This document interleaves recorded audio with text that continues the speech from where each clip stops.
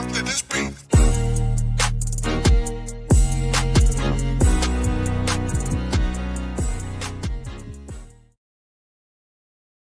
Welcome to another episode of Gamecocks Talk with Captain Will. I am your man, Captain Will. Make sure you like, make sure you share, make sure you subscribe to Gamecocks Talk with Captain Will so I continue to bring you that gospel of Gamecocks every single day, y'all. Every single day, sometimes twice a day.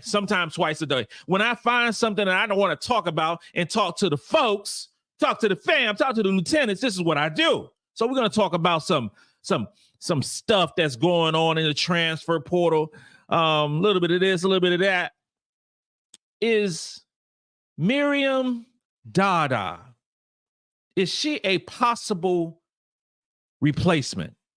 Is she a possible replacement for our beloved Kamilla Cardoso? Is she a piece that can fill the hole that was left at the center position for the University of South Carolina Gamecocks?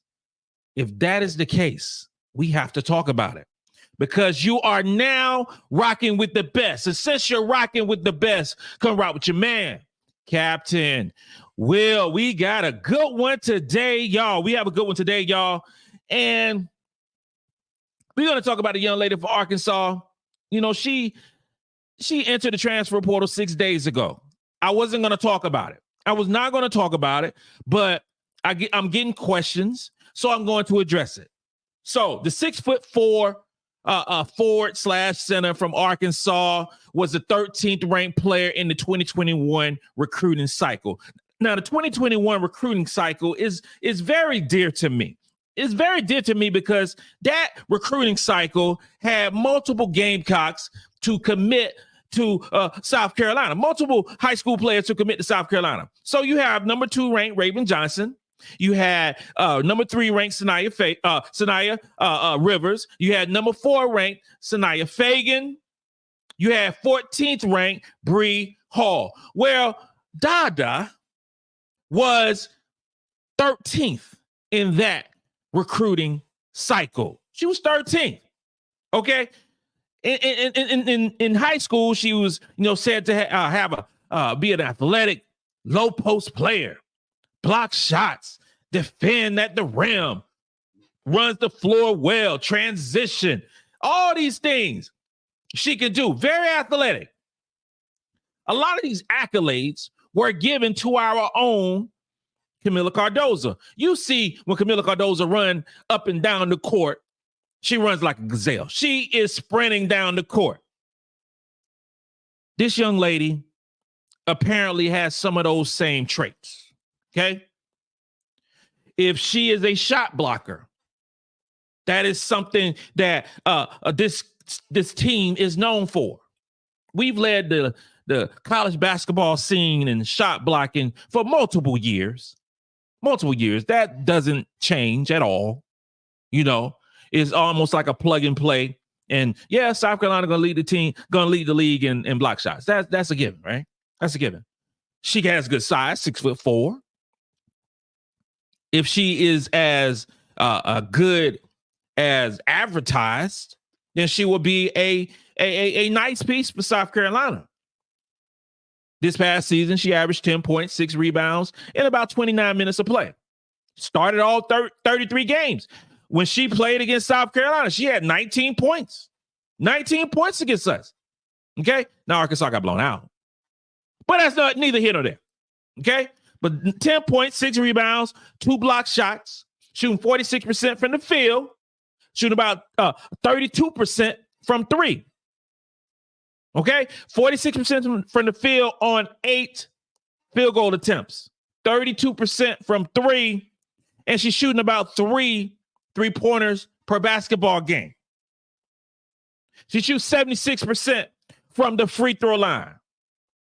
She would immediately, if she was to join the South Carolina Gamecocks, she would immediately be one of our better free throw shooters. Okay? Shooting 32% from 3 is what it is. She can shoot some of them. And at 6'4", That would bring a dimension that we have not had from a player with that size. But here's the key thing. You have to play a certain way for head coach Dawn Staley. First off, is defense first. Defense first gets you on the court in order to be a Gamecock and get substantial minutes. She was an average defensive player. Average. Her defensive rating was 92. 92. Now, some of that might stem from, Arkansas having the season that they work. There's not a lot of talent on that Arkansas team. But her defensive rating is what it was. Or is what it was, or was what it was at 92.0. A 92.0 defensive rating for a player, especially going to South Carolina, ain't going to cut it. She was known for being a player who defends on the paint. Defends in the paint. She was known for that in high school. I don't know how that has translated to the success in college for her. I don't know. She redshirted 1 year. This is a breakout season. This previous season was a breakout season and played for a subpar team. Arkansas wasn't good. They were not good by any stretch of the imagination. Is that a reflection on her? Is that a reflection on the coaching staff? Is that a reflection on the roster? Has she lived up to the 13th ranking in the class of 2021? At this point, I would say no. Would that change if she joined the South Carolina Gamecocks and was giving a specific role? Would she come into South Carolina and start? Is she better than Sania Feagin? Is she better than Ashlyn Watkins? Is she better than the post players we have right now? Is she better than the incoming freshman, Adhel Tac, at 6'5", a Texas 28 ranked player in the high school class of 2024, coming off a knee injury? Is she better than her? I don't know if she's better than Adhel Tac at this point. What I will say, here's what I will say. I don't think she's good enough to start for South. She's good enough to start for the South Carolina Gamecocks. I think there are better options at the center position for South Carolina. She is a good basketball player. She has good size at 6'4". But I don't think the talent level equates to coming in to the University of South Carolina and starting. For us. No. Let's not get too crazy over this now. Let's not go overboard. No. Would she provide depth at the center position? Yes. Especially with some quote-unquote question marks, although Adhel Tac has said that she's ready to play. She's going to be ready to play. So if she can provide depth, but she ain't going to start. She ain't going to start for South Carolina. No. She's a former 5-star recruit. Like I said, 13th rating in the country. But she's not going to start for South Carolina, not for what I've seen in Arkansas. You can't say that she's better than you definitely won't say that she's better than Ashlyn Watkins. Not at all. And it's not like it's a size difference. Ashlyn Watkins 6'3". She's 6'4". Hell, Joyce Edwards 6'3". Feagin 6'3".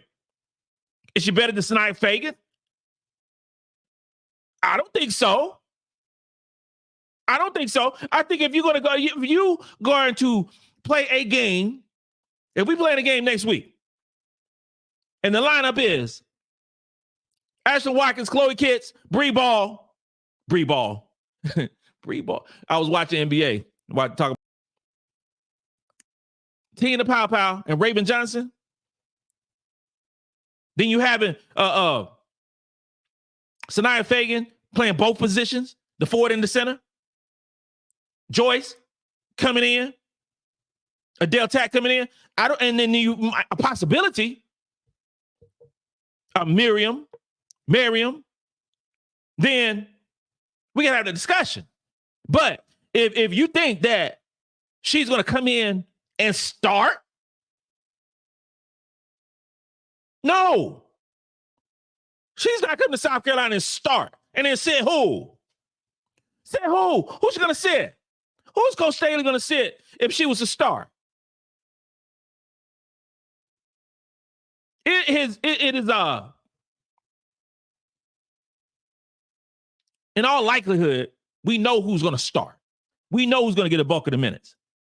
You're not going to start this young lady ahead of Ashlyn Watkins at center. I'm already saying that I want Ashlyn Watkins at center. That's what I'm saying. That's what I wish. That's what I hope. Because I want Ashlyn Watkins and Chloe Kitts to play together. That's what I want. Okay? Now, if there's a scenario that Sania Feagin starts at 5,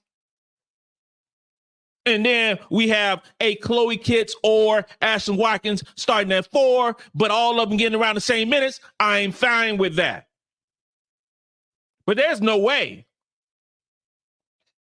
that she will unseat either one of those players. I don't see that whatsoever. Depth at the center position to help Adhel Tac as she recovered from an injury. But we're still going to have Sakima Walker, okay?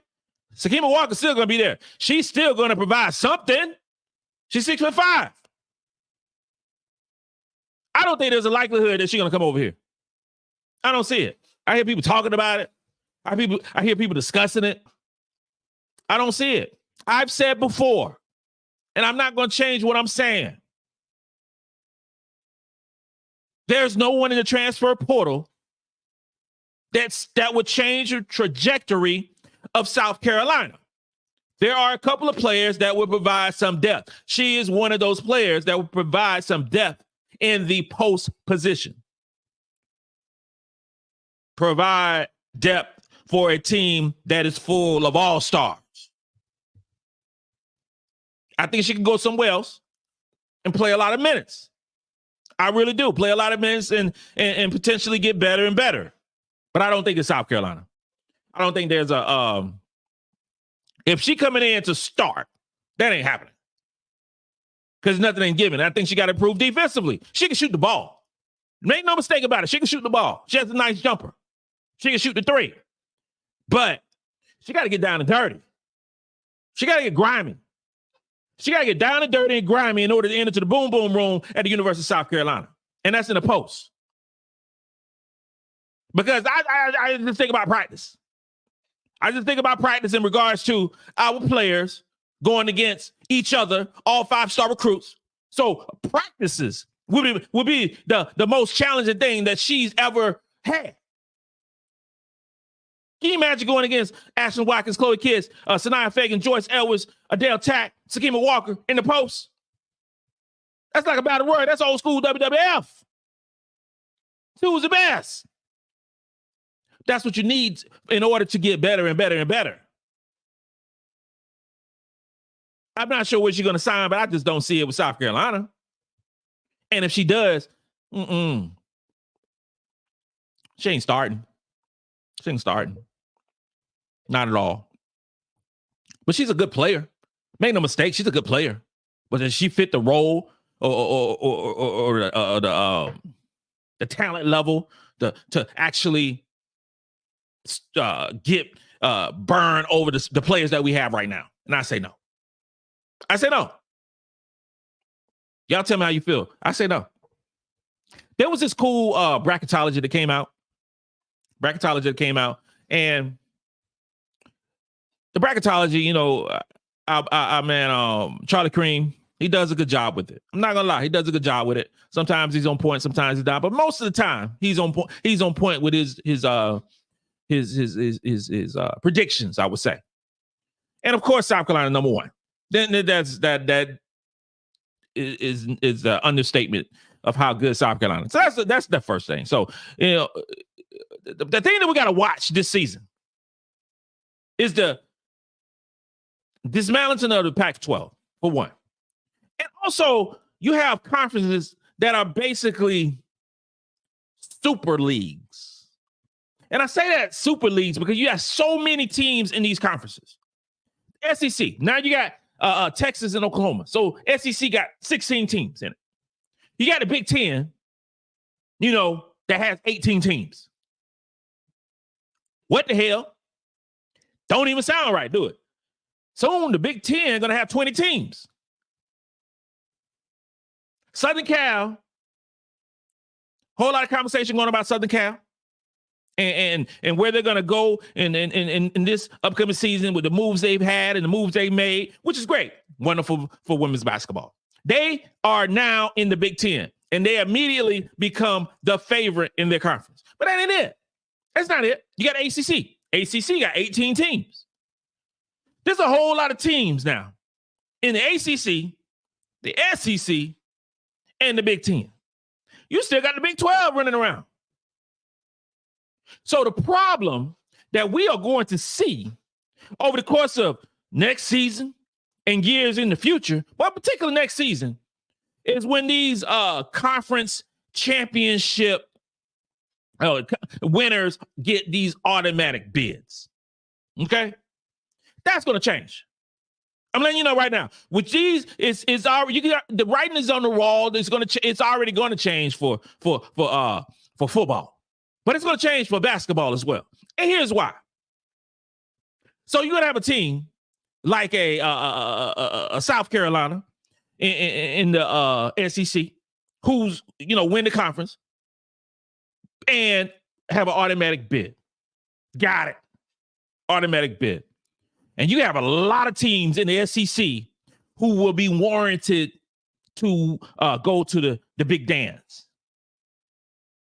You got 18 teams in the Big Ten, 18 teams in the ACC. Okay? 18 of them.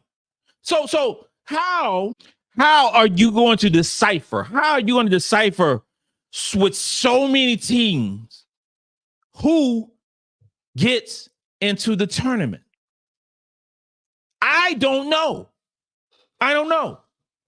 Because the point of the tournament, or one of the points in the tournament, is to reward conference championships. Okay, so rewarding conference championships, and those teams go into the tournament, and you fight it out and see who's the best of the best. Now, we all watch the tournament. We love March Madness. We love all these things. But how many times do you see a conference champion at a lower level type conference be a sacrificial lamb for a number 1 or number 2 seed? Every time Carolina plays, we are beating some conference champion, by 60 or 70 points. So they've won their conference, but they have ultimately no chance. I would say a 99% chance of not going further or out of the first round. Those just the facts. So is it better to reward teams that play in these quote unquote super conferences versus bringing in those smaller tier schools who won their conference with no real chance of winning? Now, it's different in men's basketball. You see a whole lot of upsets in men's basketball. It's very rare. It's very rare in women's basketball where those early upsets happen. It really is. It's very rare. And I think more so is very rare for the women because our girls stay in school for 4 years, 4 or 5 years. For the men, you have the top level talent leaves after the first year. And then you have the Dukes and the North Carolinas and the UConns, and now I can say Arkansas, who builds their team via the one and done way. First, and then they're going against teams where they are have players that have played 3, 4, 5 years. So you see some upsets in that aspect. My way of thinking is you reward overall talent in these tournaments. I think that makes the tournament better. When you reward those, because how cool would it be if South Carolina, number 1 seed, playing a 16 seed who actually played for a Big Ten, a mid-level Big Ten school, or a mid-level ACC school, versus playing, ain't no shade to anybody, before somebody come at me, versus playing a Presbyterian or Charleston Southern or Furman or any of these type teams where we know they have no legitimate chance of winning and at home. I think it would increase the level of play in the tournament and will bring more eyeballs in to the tournament. I think this is going to be something that's going to have to be addressed. And I think there's going to have to be a lower tier. And, you have the NIT. You have the NIT where a lot of these mid-major, or I should say super teams who don't make it, or super conferences teams who don't make it into the tournament but go to the NIT. I think we're going to see almost like back in the day you had Division 1 and Division 2A or whatever it was called, where there was a distinct line. Because I would prefer a team like a Presbyterian, a team like a Charleston Southern, go to the NIT and win, or have the chance of winning a tournament such as. It's cool to go to the tournament, but it ain't cool losing by 60, 70 points. That ain't cool.